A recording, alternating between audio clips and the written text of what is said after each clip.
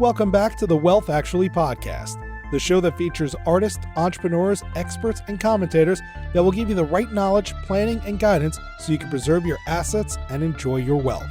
Learn more and subscribe today at wealthactually.com. And now, here's your host, Fraser Rice. Welcome back to the Wealth Actually podcast. I'm Fraser Rice. Today we get to speak with Judd Stensrud. He's the founder and CEO of LUMEN Global, which is a firm which uses energy efficiency to help drive real estate returns. Judd has an undergraduate degree from Duke in economics and an MBA from the University of Chicago. However, it wasn't until he got to Costa Rica in the early 2000s that he began to truly grasp the impact of costs within a vast portfolio of income-producing real estate. Using these tools later in his career, Judd helped to renegotiate a $500 million loan with the Bank of China. He was the lead asset manager for the Plaza Hotel in New York, and he led a process where Bill Gates and the Four Seasons Hotels invested over $300 million into a project that was his brainchild.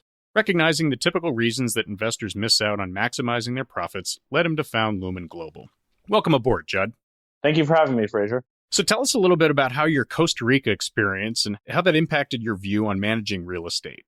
I spent 5 years in Costa Rica starting in 2007, and we were building all sorts of real estate down there, everything from multifamily housing to office, apartment, even a small little airport. And what I noticed down there is that costs for labor were very cheap, but operating costs of the property were extremely expensive. Electricity in Costa Rica costs about 10 times more than the average US rate. And so we really started focusing on energy efficiency. So even back in 2007, before a number of these measures that we're using today made sense, they did in Costa Rica. So we were really very early to the game of LED lighting, as well as a number of other energy efficiency measures. So you get a little bit of experience as it relates to putting energy efficiency at the top of the list to help out real estate projects. How did you sort of migrate that experience back to the United States? One thing to realize about a lot of these energy efficiency measures is they are absolute no-brainer decisions. It's not one of these decisions where, well, maybe we'll get a return that's acceptable to us if X, Y, and Z happen, and we don't know if X, Y, and Z happens. It's basically a deal where if you look at the facts, you look at the numbers, you look at the return, there's no logical reason not to move immediately forward on energy efficiency. An example of kind of the types of returns I'm talking about, I think the worst deal we've done from a client perspective over the last 3 years has been about a 30% IRR for the client. So everyone's shooting for IRRs that are lower than that. And so what we did when we came back to the United States is I would start to recommend all sorts of different measures to our clients, whether that was a Jones Lang LaSalle or Ernst & Young or in my private business. And I would come back and I would say, listen, this isn't the biggest deal you're going to make during the year. You're going to buy some bigger properties and renegotiate bank loans, and we're going to help you on that. But change your light bulbs. Do a couple of these energy efficiency deals. They're absolute no-brainers. And what I kept hearing time and time again from my clients is we just can't find anyone we trust, and we don't have the bandwidth to really analyze it and get it done. And so while they knew they wanted to do it, they knew it made sense, it didn't end up getting done. And that's why in 2017, I founded LUMEN Global to really go out and bring a full turnkey service to my client. So when you, onboard a client, how does that initial discussion work? You've convinced the developer or the real estate manager that LED conversion is immediate value add. How do they engage you, and where do you get started? Sure. Perhaps the best example I can give is in the QSR space. We've been doing quite a bit of business in the QR space. We've linked up with the former president and CEO of Burger King, and we've done dozens and dozens of these deals. And so in the QSR space, we'll go to an owner, and let's say they have 20 locations. The first thing we'll do is we'll contact the owner and say, we'd like to take a look at your buildings to see how much you can save. We don't want to charge you anything. We just want to make sure this is a deal that you should do. And in 99 out of 100 of those cases, it turns out that they should do it. So we'll first start out with a Google Earth analysis. We'll look at their parking lots and see if they've been converted to LED. We'll look at their interiors. We'll ask them for their electric bill to get a sense of how much they're paying for electricity. And then we'll run a pretty detailed model. We have a very good modeler, actually a fellow graduate of the University of Chicago, who runs a very detailed analysis on how much they're spending on electricity for their lights. We'll then go back to the client and say, here's our estimate. We believe it's accurate within 5 or 10 percentage points, and here's how much you're going to save. At that point, we usually get kind of a wow moment from the client where they're saying, well, I had no idea, Judd, that I'm going to save a couple $1 million by converting to LED lighting, and the costs are so low. Usually then there's a little bit of hesitance. Well, this sounds too good to be true, because it does. And so what we do then is we say, well, if you'd like to do a test property, we can do one of your properties. We'll hook up our electricity monitors and we'll actually show you by monitoring your electrical consumption every 10 seconds how much you're saving. So as you are providing this advice, and it seems like you not only provide sort of the consultative approach to what you're doing, but you're able to sort of help the rubber meet the road and get the solution implemented. How is lighting technology evolving? And I guess how quick a pace is it? And how do you stay on top of those types of developments? It's a very rapidly evolving marketplace. And I will say the changes are coming quickly. And we're going to be able to cut electrical consumption a heck of a lot more. My real dream with Lumen Global is that in 20 years, and I don't know what the time frame is going to be, but I'm going to be going to my clients and saying, hey, do you remember when we first did our first LED light deal back in the 2017? Well, this year we have another deal where we're going to increase how much electricity you are selling back to the electrical company. So our goal is not just to continue to reduce it, but get to a point where we're selling energy back to the grid. So are you doing analyses with sort of solar power generation and things like that? Yeah, we're looking at all sorts of different strategies, I would say, to limit electrical consumption. But what we continue to come back to at this time is the biggest meat on the bone, the simplest thing to do, the most obvious, the one that is an absolute no-brainer, is to convert to LED. And so while we do have a number of other strategies, nothing right now that we have seen is anywhere near the LED conversion. So the first thing we want to do for our clients is say, listen, let's get the majority of the meat off the bone. Let's get you to near 100% LED. And then we can start talking about some of the other things like switches, timers, all sorts of other strategy. But we really, really believe that LED should be the first conversion that people do. And estimates are really hard to get across the United States for how much LED there is in a commercial setting. But most studies you see will say about half the lights that should be converted to LED are LED. So there's still just a tremendous amount of work to be done on this one very simple, very clear, very important strategy. So let's take a little tour of the different types of real estate asset classes that it can impact. Obviously, the answer is all of them. If you're in real estate, you need light. You need people to be able to use the buildings and the space in the dark and to have a proper environment during the day. For things like office buildings, is there anything specific to that, or multifamily properties that's something that you can share with us? Yeah, one of the interesting things about LED lighting is there's lots of different solutions, and it's a bit of an art and a bit of a science. We have some clients who come to us and say, Judd, I just want to save as much money as I can for as little as I can. I don't really care how it looks. Give us a product that just gets the minimum amount of light and save us as much as we want. That's one solution. We have other clients who come to us and say, hey, we're in a Class A office space, and we need not only the light to be excellent quality, but we need them to kind of have an architectural look to them. So there's all sorts of different answers. But I think the other point is not everything should be converted to LED. And that's a big part of what we do. If we find something, for an example, a storage unit, an indoor storage unit where no one walks in the back half of the building for 3 out of 4 days, that's not a place where we're going to recommend LED. That's a place we're going to say, well, hey, why don't we put that on some sort of motion sensor so it's just off all the time? That may be more cost appropriate for you. As we go through some of the other asset classes, things like shopping centers, sort of warehouses, industrial parks, restaurants, hotels, medical facilities, and then even parking lots. When you go through and analyze that, how much are you struck by what the developers know and what they don't know? That's a delicate question for me because all developers think they know 100% of what they're doing. But the bottom line is we really specialize in one laser-focused niche. And I was a developer down in Costa Rica, and I understand how challenging that is. Getting everything from permitting to materials, it's a huge job. We come in and we just take away one pinprick of the job, and we can show very factually how we do that a little bit better. But to clarify, we don't typically want to work with developers who are doing ground up. We really like to work with owners of commercial real estate, or even people who are leasing it on 5-year or longer leases, so we can help them cut the electric bill that they're paying. So restaurants, for instance, how does that work? They have a very different set of energy needs and lighting needs, I would suppose. Maybe take us through an analysis of a restaurant or a restaurant chain and how you help them think about that.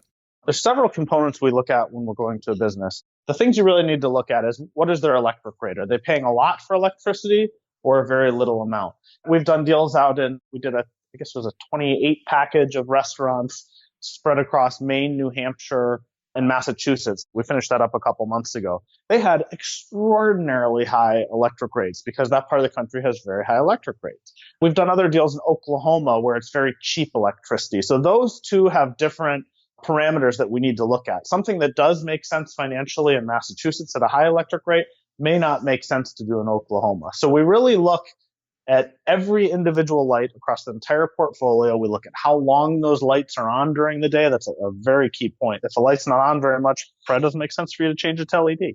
But we really go through a detailed analysis, light bulb by light bulb, electric bill by electric bill for location, how long they're on, and then we run that through our financial model. When purchasing power from, I guess, the local utility or other sources, do you do any negotiating on that front, or is that something that's already, that there's not much wiggle room on? Our work with the utility companies is extraordinarily important. One of the things that a lot of people miss out on when they try to do LED conversions by themselves is massive rebates from the utility providers. Many utilities in the United States will pay a check. If you convert a certain number of lights to a certain number of other lights, they'll send you a check. Sometimes we get checks for as low as $500 for converting a building. Other times that can be $10,000, $20,000, $30,000. So in working with the utility, the first thing we do is say, okay, we're going to convert to LED lighting. That's going to lower the electrical consumption, which is what the utilities are trying to do. They're trying to lower the output of electricity because their utilities are taxed. And then they'll pay some sort of offset there. It's usually an incentive or a rebate. Then we also look at what the electric rate is. Many places in the United States, you're allowed to negotiate your electric rate. We have seen that most of our commercial clients have already done that. And to be honest, it's really a commodity service. So while lighting, I know we're the best opportunity they can have. On the electric negotiation, I kind of say, make sure you do it, and we're happy to do it for you if you'd like. We mentioned the word incentives in there, and reducing power consumption and becoming more efficient on the lighting front would seem to be an area where the government is really interested in promoting that and would align incentives along that. How do you intersect the government packages with your clients, and maybe take us through the process of how that works? I think the most important part in business is transparency. And so the first thing is we're very upfront with the clients about here's how the process works, here's how much we think we're going to get, and then we'll use whatever that amount is to basically lower the purchase price. So if we do a deal that the client is going to end up paying us $50,000, and then we determine that we can get a $10,000 incentive, we'll say, well, you know what? That just lowers the cost of it for you to $40,000. So it's just a very open process where we try to maximize incentives and then use that money to lower the ultimate cost to the client. Are the incentives state and local, or are there federal incentives out there? They're from the utility companies, and they're not in every case, but most regions, and it really vary state by state, but they'll have a tax on your electric bill. You're probably paying at your house. I know in Chicago, I pay it at my apartment. I know in the majority of the fast food restaurants they pay it. So it's a small tax on the electric bill, typically 0.5% to 1.5%, that goes into an incentive pool of money. And then as we change to LED lighting and do other energy efficiency measures, they will pay directly to the client or to a third party like us for helping to cut energy consumption. So you focus on the lighting and the LED area for things like warehouses and industrial, where there's sort of air conditioning and power consumption needs along that front. Does that intersect with your consulting, or do you mention it in it, or in many ways the developers themselves or the property managers know about what that looks like? Typically, when we go into an industrial facility or a larger building, we'll ask them how are you doing on your air conditioning needs or your plants? And we like to hook up monitors to those larger pieces of equipment, be it HVAC or sometimes even a large industrial machine, to help show them what the consumption is on those units. But again, really, we're in the phase at Lumen Global where we still believe that the biggest meat on the bone is to get LED lighting done first. So that's really what we're focusing on for the remainder of 2020 and probably up to 2022. Most people would intuit that parking lots, street lighting, public access lighting, and the like, obviously important, especially at nighttime. Is there anything different about outdoor spaces versus interior ones when you're doing your analysis? There's a tremendous amount of money to be saved on exterior lighting. I'll give you an example from a recent QSR client we had. They had 10 different parking lots, and we found that each parking lot we could help them save about $2,500 a year. These are small parking lots. So we're saving them 25 grand a year by converting to LED in the parking lots. But then ended up saving them more on the interiors of their stores. The point here being, in some locations, you're getting about 50% of your savings on the exterior and 50% on the interior. The difference is the exterior, you may be changing 10 or 15 very big lights, big industrial commercial lights. And on the interior, you may be changing out 2, 3, 500 smaller lights. So it's kind of picking up bigger fish on the exterior and smaller fish on the interior, both of which are extraordinarily important. When it comes to the specs of LED lighting, and sort of look at maybe the work you do with medical facilities, do developers or hospitals come to you with specifics in terms of brightness or color or that type of thing? Does that change your analysis at all or add or decrease costs in terms of the products that you're able to locate for your clients? It's tremendously important. If you're putting in lights and you're not looking at the color and the amount of light, which is called the lumens, and the foot candles are what you measure on the surface, you're not going to have a good looking product. So at the end of the day, people have to look in and go, hey, this looks great. And you've talked about some different categories of buildings there, and they definitely are different. If we're doing lighting in a fine dining restaurant, it's going to be more of a relaxed kind of yellowish hue so you can sit and enjoy your dinner. If you're doing something on the inside of a medical building where they want to see every little hair that falls to the ground, that's going to be one of those kind of bright, annoying hospital whitish, bluish type lights. But yeah, you definitely have to get the color right, the amount of light hitting the surface correct, and also the distribution of the light. We find it's an area we spend quite a bit of time thinking through before we implement a solution. Does your expertise extend not only beyond the sort of the lighting, but displays? I notice when I'm walking around New York City that the typical billboard or the poster has been replaced essentially with an HD TV, I assume LED-based display. Are developers taking advantage of that and what you can provide as far as energy help on that front, or is that something that's just beginning? We think there are other companies that do that better than us, and we don't ever tell someone to work with us unless we truly think we're their best solution. We do retrofit old billboards quite frequently. In fact, just did one of those the other week to help kind of brighten them up, make them pop a little bit more, and drastically reduce the energy consumption. But we're not doing any kind of computer-like screen LED boards or anything like that at this time. So maybe take us through a story or two. You've had lots of success with sort of multi-site fast food restaurants. In one of your examples, maybe take us through how that started and what you did for them and maybe some of the numbers behind that. Yeah, it was really an accidental move into the fast food space. In 2017, we had quite a good year doing a number of kind of apartment buildings, office complexes. We even did a racetrack, which was very interesting, that had kind of 20, 30 different outbuildings. But we ended up running into a guy who had a business consulting, some guy who owned McDonald's. He said, Judd, this is exactly what these clients need. They're in low margin businesses. They have a lot of hassles, and LED lighting cuts costs and reduces a lot of hassle. That's a very important point we haven't talked about. Most of these products that we install will last 5 to 10 years, if not more.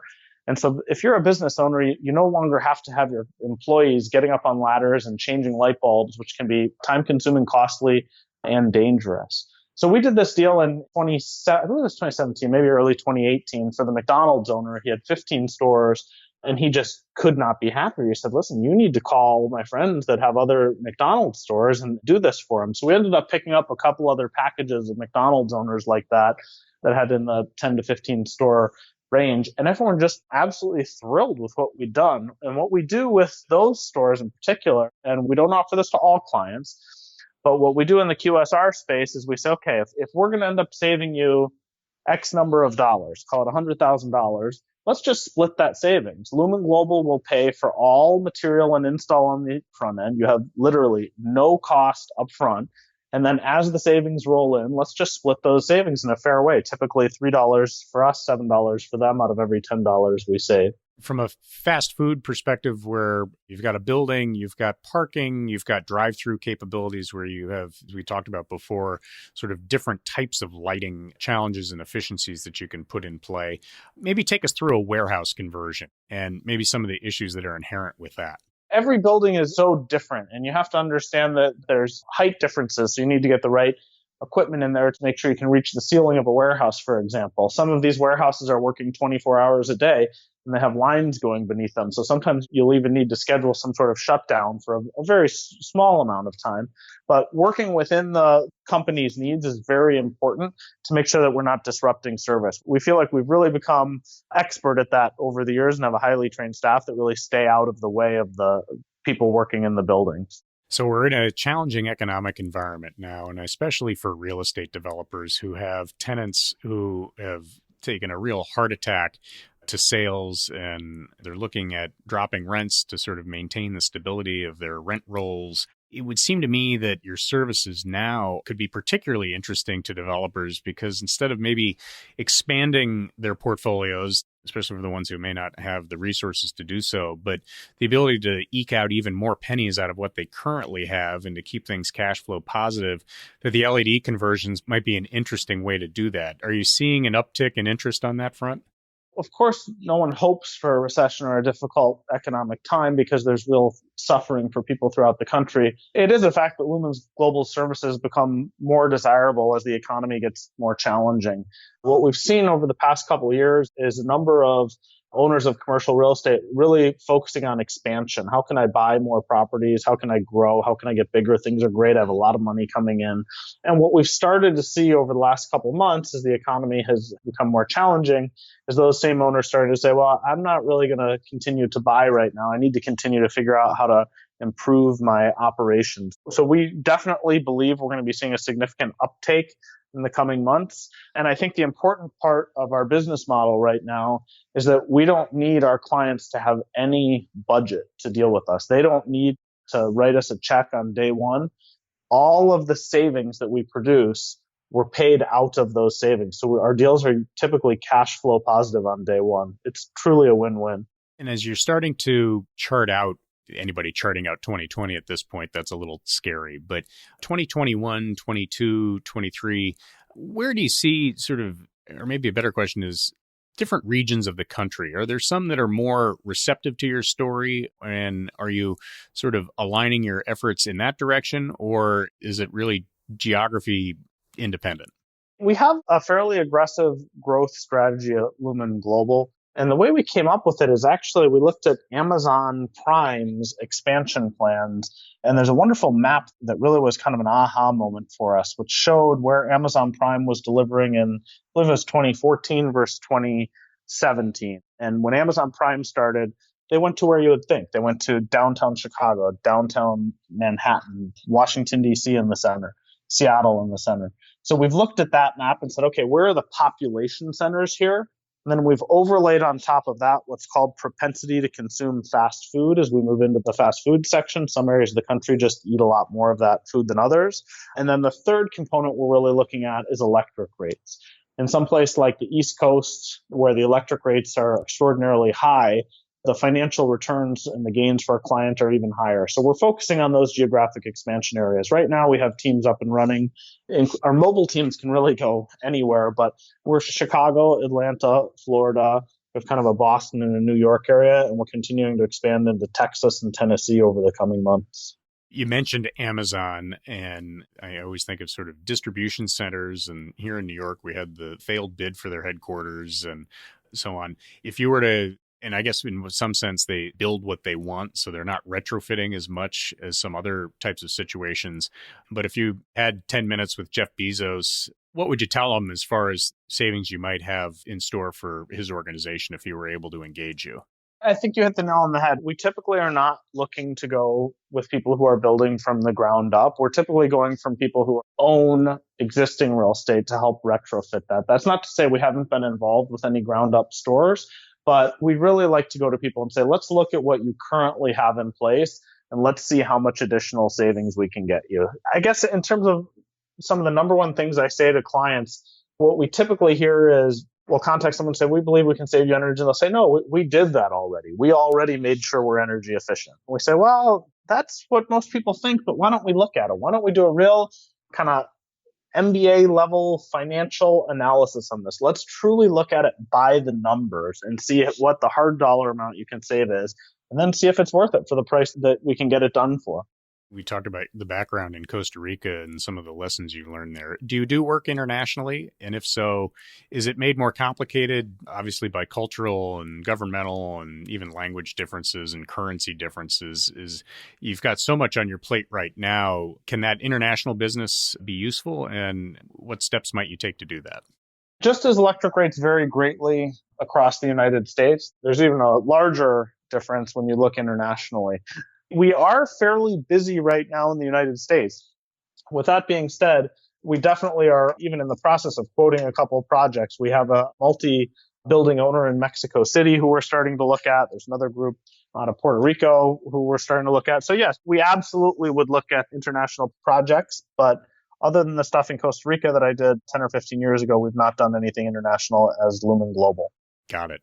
Well, this has been really interesting. And as I said, this is one of these situations where you're doing well for not only the environment and for energy consumption and everything that goes with that, but you're providing value on the bottom line very quickly to developers and owners. What's the best way to keep tabs on Lumen Global? And if people are interested in your services, how do they get in touch with you? Well, of course, we appreciate that question. Thank you.